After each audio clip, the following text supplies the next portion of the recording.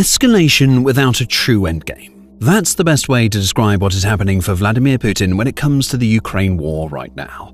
What started as an operation to take Ukraine in a matter of days has turned into an absolute quagmire, and Putin is stuck right in the middle. He can't stop the war, that would humiliate him and likely lead to Putin being deposed by whatever sharks are waiting for his downfall. But Russia can't win the war either. It has proven that over the last 4 years.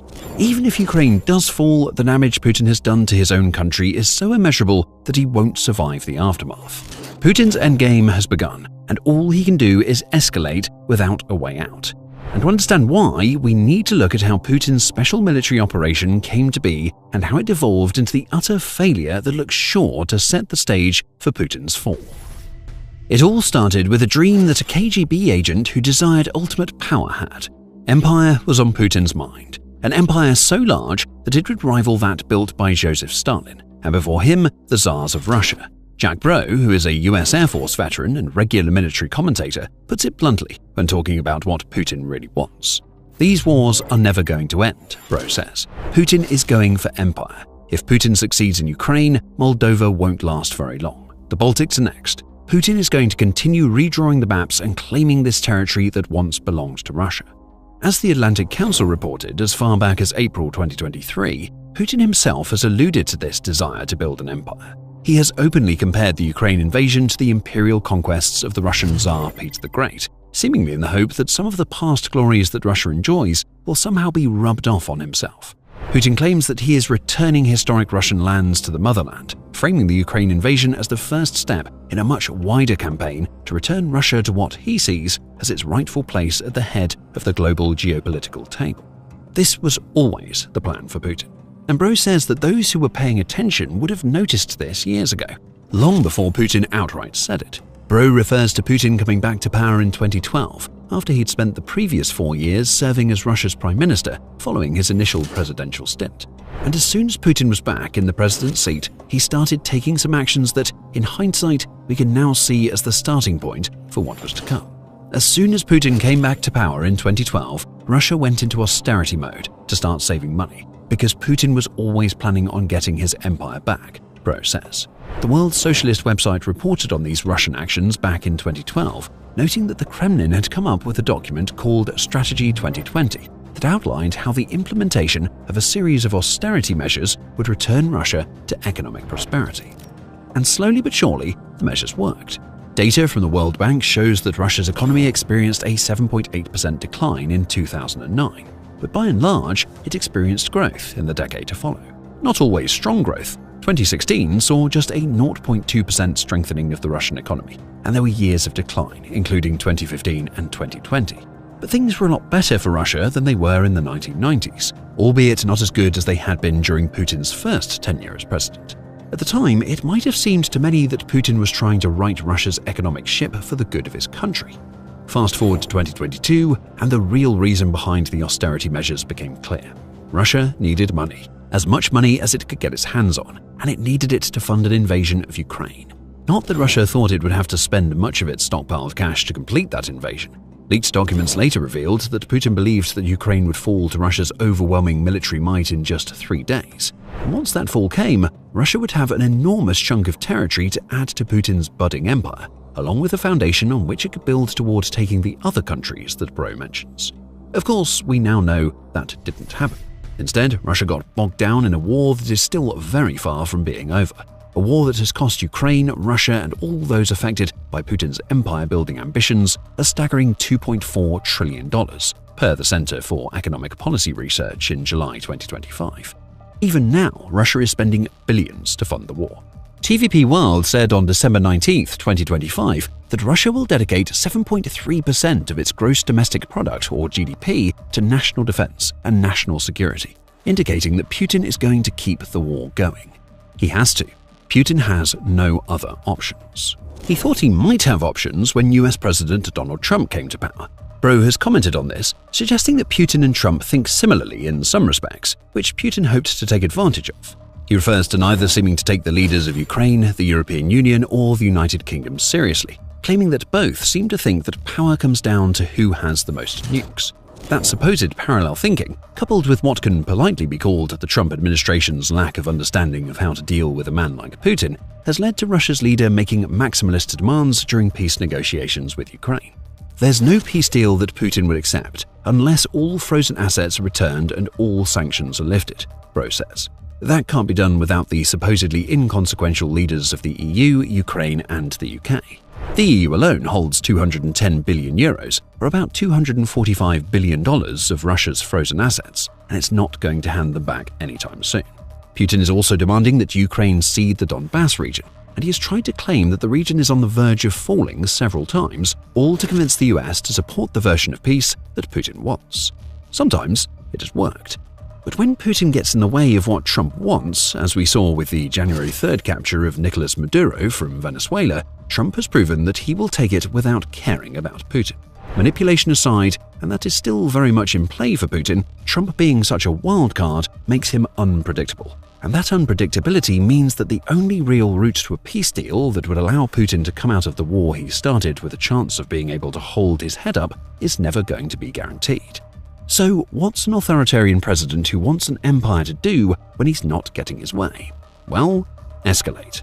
Bro has alluded to Trump dreaming of receiving a Nobel Peace Prize for his role in the Ukraine war peace negotiations, even as Putin has repeatedly told the US that Russia wants peace while it's bombing Ukraine.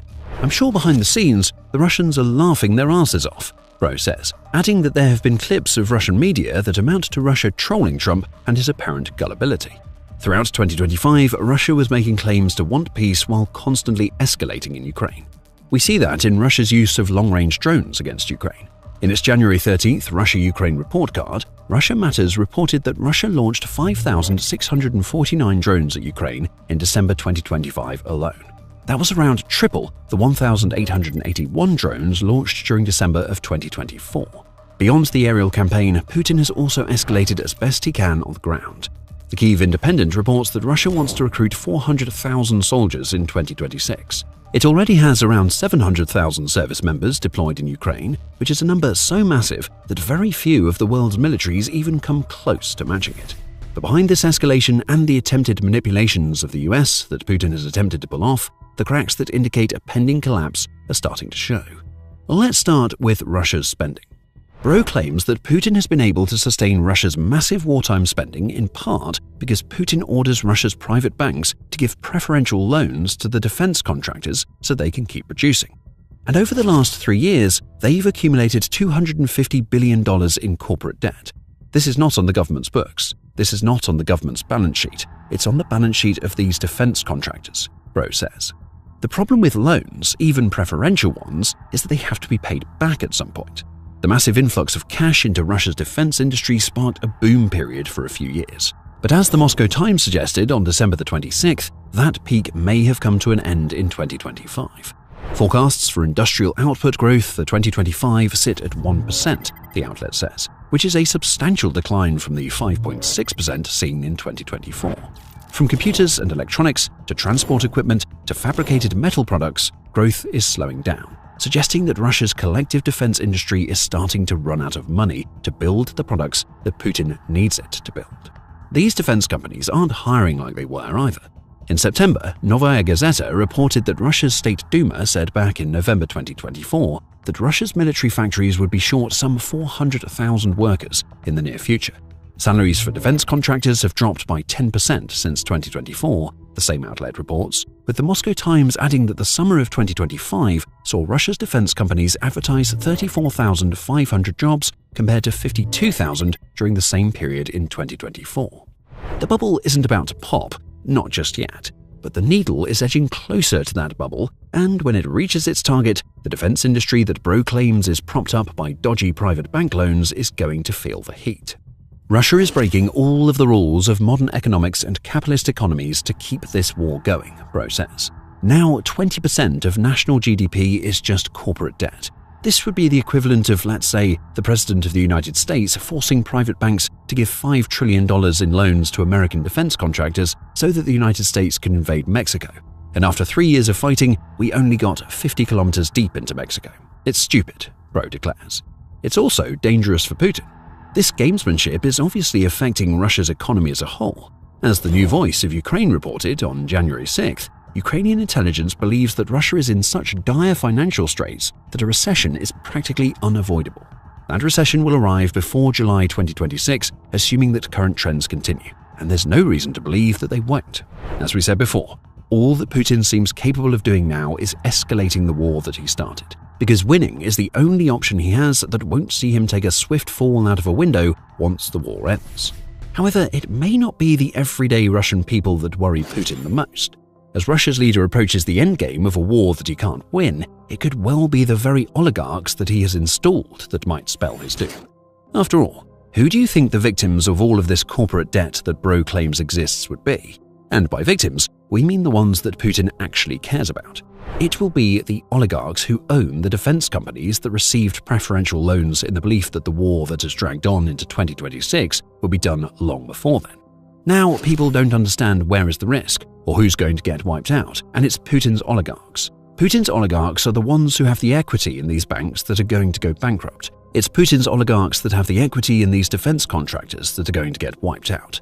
So when all of this collapses, it's going to be very bad for Putin and his government and the Russian economy, Bro declares. Now, you may be thinking that we're about to tell you that Putin's oligarchs are set to rise up and get rid of him. No, we aren't.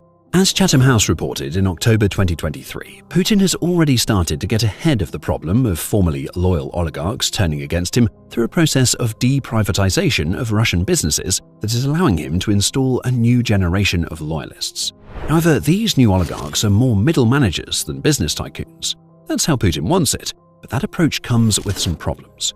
As Chatham House says, deprivatization amounts to the dismantling of the institutions that Russia has come to know since the collapse of the Soviet Union. For a dictator like Putin, that means even more control. However, it also means that he is surrounding himself with politically weak yes-men who will say anything that Putin wants them to say as long as the money keeps rolling in. That money is increasingly facing obstacles, as we've already mentioned. But now, unlike when we had oligarchs operating in private businesses, Putin has total control but has sacrificed access to voices that might have told him what is actually going on in Russia. Even as Putin bankrupts a nation, those who are benefiting, however briefly, don't dare to tell him to stop. In other words, Putin isn't getting good information, and that situation isn't going to change, and it's causing major problems for Russia. As Bro puts it, a common theme among autocracies is the guy in charge gets mad when he gets bad news. So people just don't give him bad news. They tell him what he wants to hear, and that's when people start dying. And dying is what the soldiers in Russia's military have been doing best throughout the Ukraine war. As of January 14th, Ukraine claims that Russia has lost approximately 1,221,940 people to death, injury, or capture since Putin launched his invasion. 2025 has been a terrible year on the casualty front for Russia, at least if Ukraine is to be believed. The commander-in-chief of Ukraine's armed forces, Oleksandr Syrskyi, said in January that Russia is now at the point where it's losing as many soldiers as it's recruiting, and the balance will only tip more in Ukraine's favor as the poorly trained replacements that Russia puts through the most basic of training come face-to-face with Ukraine's ever-growing wall of drones. Does Putin even know any of this? Or has he surrounded himself with sycophants to such a degree that he actually believes it when Russia claims to have captured cities like Kupiansk and Pokrovsk, even though both cities still stand?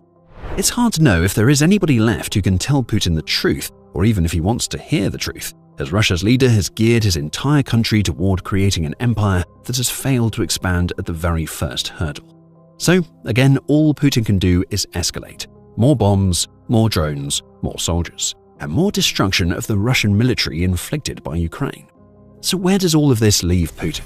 Whether he stops the Ukraine war or continues it, Putin still loses. As the George W. Bush Presidential Center's Jessica Ludwig wrote in December 2025, Putin has created a wartime leviathan in Russia that he needs to keep feeding. We already see this on the economic front. Russia's defense sector may be slowing down, but it's still one of the country's top employers, as well as being one of the pillars of the economy that Putin has created over the last 4 years. If the war ends today, that defense sector doesn't necessarily stop. Russia would need to rebuild its military, but it's already creaking under an economy that is running out of cash, meaning Russia would end up as a supposed global power with very little actual power. But perhaps more worrying for Putin, as Ludwig points out, is the lengths that Russia has gone to in order to sustain the massive manpower churn created by the meat grinder of the Ukraine war. Corruption is now rife inside Russia due to the massive payouts on offer to these soldiers. Ludwig claims that there is now a network of black widows in Russia who marry men, sending them off to Ukraine and then claiming the money those men got for themselves. That sounds sensationalistic. Less so is the fact that Russia has turned to its own prison population to reinforce its military. Up to 180,000 of them by January 2025, the Kyiv Independent reports, and the number may now be much higher. What happens when these criminals, along with the hundreds of thousands of men who have been forever changed by what they've seen in Ukraine, come back home? Ludwig suggests that we're already getting hints, as about 1,000 Russian citizens have been killed or injured by Russian soldiers who returned from Ukraine already. Ending the war now would mean a massive influx of brutalized and violent men flooding back into a society that seems in no way equipped to support them. A collapsing economy doesn't tend to offer many jobs to returning soldiers, much less jobs that pay anything like what those soldiers were earning for fighting in Ukraine. Ending the war would create a domestic nightmare for Putin. But his alternative is an endgame that seemingly has no end. The war continues in this scenario, which means that hundreds of thousands, perhaps even millions of Russians die or receive injuries due to the fighting. Putin is slowly working his way through an entire generation of Russia's men in an attritional war that, assuming Ukraine retains the support it's receiving from the West and continues on the same path that it's on, will likely be raging even when the 73-year-old Putin dies. Even if Russia does win in Ukraine, potentially years from now, the country still struggles. Years of economic hardship will be compounded by labor problems due to so many of the country's men dying. Birth rates will stay low, and they'd already reached a 200-year low by April 2025, according to the Moscow Times. The glorious expansion of Russia's empire would be followed by an extended period of Russia trying to recover from the catastrophe of a war that went nothing like Putin claimed that it would. Putin also has to worry about the ultra-nationalists in Russia who want total domination over Ukraine. These are the sorts of people who may strike if they see weakness in their leader, so keeping the war going means they don't get that chance. Perhaps there is one endgame for Putin at this point: escalate until he dies. Russia's leader will be hoping that death is a peaceful one, ideally involving no windows, and he may just try to keep the Ukraine war going until that death comes and he doesn't have to deal with the mess that he's made. After all, it's not like the future looks great for Russia and Ukraine. As soldiers continue to die in droves, Ukraine's Western allies are still offering plenty of support. The UK is among them, and it's working on the creation of a ballistic missile that Ukraine can use to devastate Russia. It's called Project Nightfall, and you can learn all about it if you watch our video. And if you enjoyed this video, be sure to subscribe to The Military Show for more analysis of the crumbling state of Russia.